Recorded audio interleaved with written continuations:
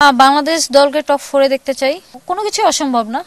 যদি কৃতিত্ব বলেন, সালাউদ্দিন স্যারের টেকনিক্যালি আমার ক্রিকেটের যতটুকু টেকনিক্যাল চেঞ্জেস বলেন, মাইন্ড সেট আপ বলেন, পুরো কৃতিত্বটাই আসলে স্যারের। স্যার বলতে পারেন যে ভাগ্যেও কিছুটা বিশ্বাসী, নসিবে বিশ্বাসী। তো আমার কাছে মনে হয়েছে আমার ওই সময় সবকিছুই ঠিক ছিল। আমি বলটার কাছে গিয়ে বলটা সঠিকভাবে মারতে পারিনি। আর সবকিছু আলহামদুলিল্লাহ, 96 নিয়ে যে খুব বেশি আক্ষেপ এটা আমার নেই আর কি।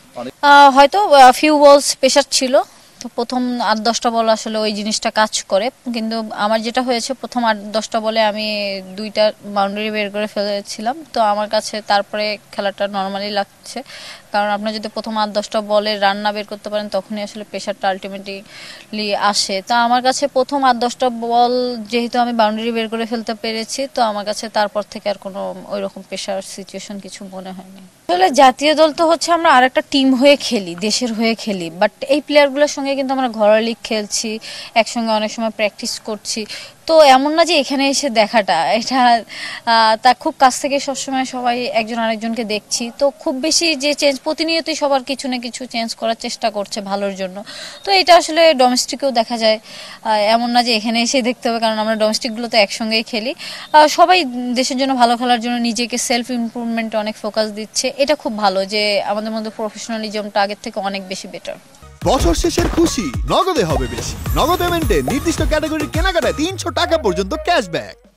এটা তো ডেফিনেটলি যে হচ্ছে আপনারা যখন খেলবেন তখন তো হচ্ছে আপনি দেশের জন্য জিততে চাইবেন। তো এখন ক্রিকেটটা কিন্তু মডার্ন ক্রিকেট হয়ে গিয়েছে, এবং আপনি কম্পিটিশনে যদি আপনার ভালো ক্রিকেট খেলতে হয় তাহলে কিন্তু আপনাকে জিততে হবে। আইদার আপনার র্যাঙ্কিংয়ে পিছিয়ে পড়ে গেলে আপনি কিন্তু আইসিসি যে আমাদের যে ওডিআই ট্রফিটা আছে, চ্যাম্পিয়নশিপ, ওইটা থেকেও চলে যাবেন, তখন আপনাকে কোয়ালিফাই করতে হবে। তো কোয়ালিফাই সবসময় একটা পেশার জিনিস, এবং আপনি যদি টি-20ও আপনি দেখেন, টি-20তে যদি আপনি টপ র্যাঙ্কিংয়ে না থাকেন আপনাকে কোয়ালিফাই করতে হবে। তো যেটাই করেন এখন আসলে আপনাকে ভালো খেলতে হবে, ভালো খেলার কোনো বিকল্প নেই। তো এই জিনিসটাই টিমটাকে বুস্ট আপ করে। হ্যাঁ, হেলদি কম্পিটিশনটা তো ডেফিনেটলি বেড়েছে, এটা খুবই ভালো পারফর্ম করার জন্য। আমি মনে করি একজন আরেকজনকে পুশ করছে হেলদিভাবে, যে আমার থেকে যে বেটার খেলছে আমি হয়তো তার থেকে দেখেও শিখতে পারছি, ক্লোজলি দেখেও শেখা যায়, এটা একটা গুড সাইন।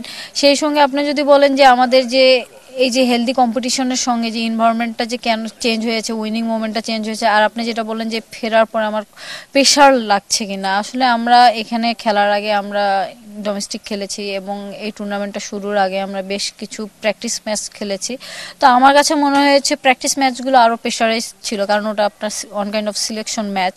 তো ওখানে পারফর্ম করাটা আপনার জন্য একটা ফার্স্ট স্টেপ, ওখানে পারফর্ম না করলে আসলে পরের স্টেপটা আসা যায় না। আমার কাছে মনে হয়েছে যে আমি আমার স্কিলের ট্রাস্টটা রেখেছি এবং ওই অনুযায়ী প্রসেসটা মেনটেন করার চেষ্টা করেছি।